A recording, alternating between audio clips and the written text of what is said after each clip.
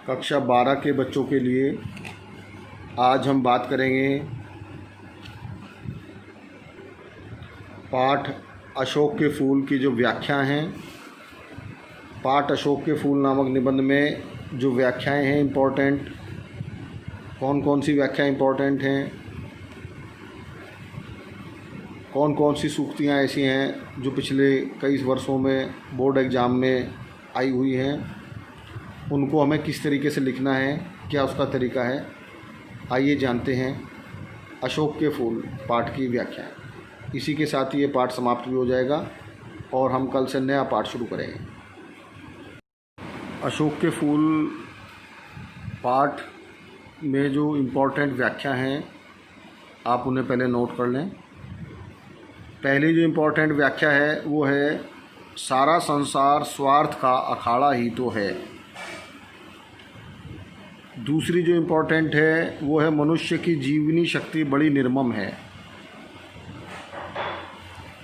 ये दो बहुत ज़्यादा इम्पोर्टेंट हैं। तीसरी जो इम्पोर्टेंट है, सब कुछ में मिलावट है, सब कुछ अविशुद्ध है, शुद्ध केवल मनुष्य की दुर्दम जिजीविषा। वैसे तो कोई भी आ सकता है, लेकिन ये तीन सबसे ज़्यादा इम्पोर्टेंट हैं। मैं तीन आपको बता रहा हूँ कैसे कैसे आप लिखेंगे।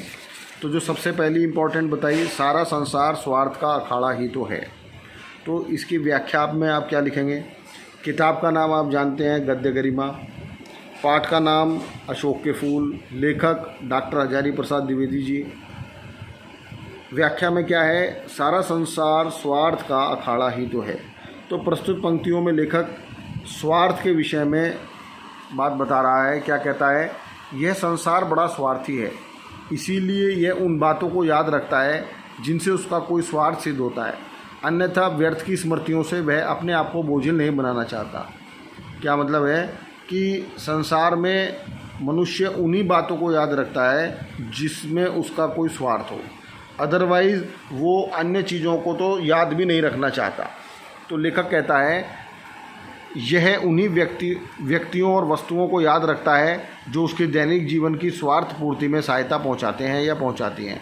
बदलते समय की दृष्टि में अनुपयोगी होने से कोई वस्तु उपेक्षित हो जाती है। आप देखिए, यदि आप कोई कार यूज करते हैं और उसका मॉडल पुराना हो जाता है तो थोड़े समय के बाद वो भी आपके घर में उपेक्षित हो जाती है। समय परिवर्तन के साथ अशोक की भी मूल्यवती उपयोगिता नष्ट हो गई।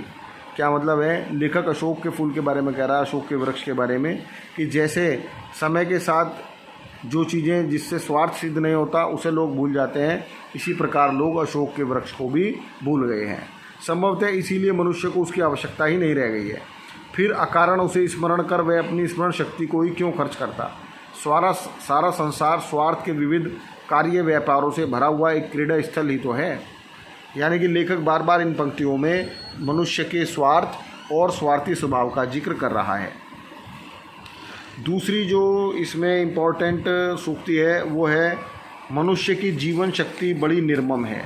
क्या मतलब है कि मनुष्य एक ऐसा प्राणी है जो हमेशा जीवित रहना चाहता है, जीवन शक्ति उसमें बहुत है। कैसे लिखेंगे आप इसकी व्याख्या। इस संसार में व्यक्ति को यदि सबसे प्रिय कोई वस्तु है तो वह है उसके प्राण।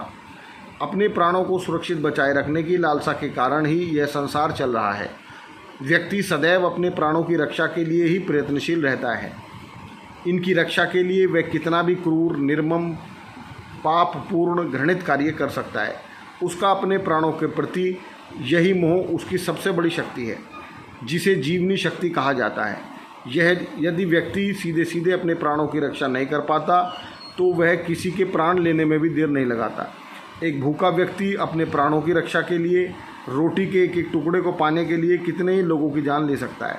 अपने प्राणों से प्रिय पुत्र, पुत्री अथवा पत्नी तक के मान सम्मान अथवा प्राणों तक का सौदा करने में भी वह नहीं हिचकिचाता। इसीलिए संस्कृत में कहा भी गया है, भूखा क्या पाप नहीं करता, बुभुक्षिते किम न करोति पापम। तीसरी जो इम्पोर्टेंट सूक्ति है इसमें आपको याद करनी है वो है, सब कुछ में मिलावट है, सब कुछ अविशुद्ध है, शुद्ध केवल मनुष्य की दुर्दम जिजीविषा। क्या कहता है इसमें लेखक, आज व्यक्ति का जीवन छल छदम से परिपूर्ण हो गया है, इसीलिए उसके अपने आचरण से लेकर दैनंदिन के कार्यों में कोई पवित्रता अथवा शुद्धता नहीं रह गई है। यही कारण है कि आज प्रत्येक वस्तु में मिलावट बढ़ती जा रही है। व्यक्ति का चरित्र भी उससे अछूता नहीं रह गया है।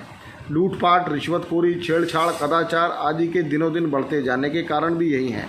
हाँ, व्यक्ति के जीवन में यदि कुछ शुद्धता शेष है तो वह है उसकी दुर्दम जिजीविषा अर्थात जीने की इच्छा, अर्थात किसी भी परिस्थिति में उसके जीने की लालसा। वह अपने जीवन की रक्षा पूरी ईमानदारी, शुद्धता और पवित्रता से करता है। आप कोरोना काल में भी देख रहे होंगे, हर जगह भ्रष्टाचार फैला हुआ है, सब कुछ है, लेकिन जहाँ बात मनुष्य के प्राण की आती है वहाँ पर जो बड़े लोग हैं, जो अमीर लोग हैं, वो बड़े बड़े हॉस्पिटल में जाकर अपना इलाज करा ले रहे हैं, जबकि जो गरीब आदमी है वो आज भी कहीं ना कहीं सरकारी मदद पर ही निर्भर है। लेकिन जिजीविषा सब में बराबर है, सरकार सबके लिए बराबर काम कर रही है।